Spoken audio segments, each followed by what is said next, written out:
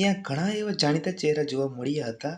ઘણા એવા પણ ચહેરા હતા કે તે જોવા નતા મળ્યા. જી હા, હું વાત કરું છું અમદાવાદમાં યુટ્યુબ કલેક્ટિવ થવાનું હતું તેના એક દિવસ પહેલા જ કેશોર કિંગે પોતાના ચેનલમાં કંઈક આવો વિડીયો અપલોડ કર્યો. તો જી હા, કેશોર કિંગે પોતાના ચેનલમાં ફાઇનલ રિપ્લાય ભરત આહિરને આપી દીધો છે. કેશોર કિંગે પોતાના વિડીયોમાં જણાવ્યું કે કેમ છો બધા લોકો મજામાં ને? તો હમણાં જ સમય પહેલા જ અમદાવાદમાં યુટ્યુબ કલેક્ટિવ રાખવામાં આવ્યો હતો, એટલે કે યુટ્યુબ મીટઅપ રાખવામાં આવ્યો હતો.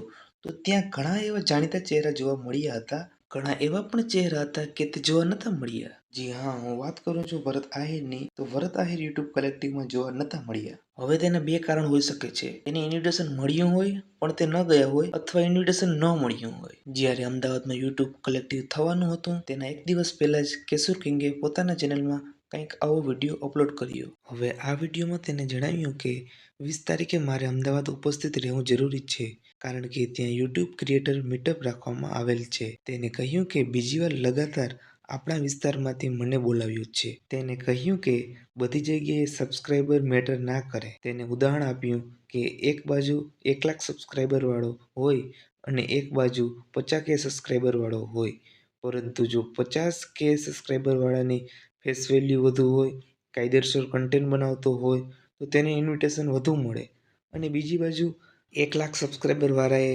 કન્ટેન્ટ કોપી કરેલ હોય તો તેને ઇન્વિટેશન ના મળે. શું તમને પણ કેશોર કિંગની આ વાત સાચી લાગી? જો સાચી લાગી હોય તો કોમેન્ટમાં કહેવાનું ના ભૂલજો. આ વાત તો થઈ યુટ્યુબ કલેક્ટિવની. હવે આપણે વાત કરીએ ફાઇનલ રિપ્લાયની. તો જી હા, કેશોર કિંગે પોતાના ચેનલમાં ફાઇનલ રિપ્લાય ભરત આહિરને આપી દીધો છે. કેશોર કિંગે પોતાના વિડીયોમાં જણાવ્યું કે હવે રિપ્લાય દેવાનો સમય આવી ગયો છે.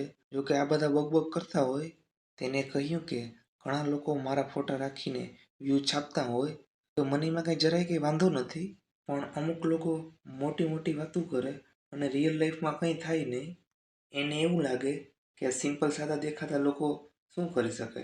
પણ કેશોર કિંગે કહ્યું આવું કામ અમે બહુ પહેલા મૂકી દીધું છે. સાંભળજો, મૂકી દીધું છે, ભૂલી નથી ગયા. કેશોર કિંગે કહ્યું લવ એને કરવી અને બોલાવાના આપણે, થોડોક તો સેન્સ લગાડો વાતમાં. તો હું તો ઈચ્છું છું કે બંનેના સમાધાન થઈ જાય અને બંને સાથે મળીને ફરીથી વિડીયો બનાવવાનું ચાલુ કરી દઈએ, કેમ કે બંનેના વિડીયો જોવામાં આપણે પણ બહુ મજા આવતી હતી. તો બંનેના સમાધાન થઈ જાય એવું જ મારું તો કહેવું છે. અને જો તમને વિડીયો પસંદ આવ્યો હોય તો લાઈક કરો, ચેનલને સબસ્ક્રાઈબ કરો અને બેલ આઇકનને પ્રેસ કરો, અને તમારા મિત્રો સાથે વિડીયો શેર કરવાનું તો ભૂલતા જ નહીં. તો મળીએ હવે નવા વિડીયોમાં. બાય.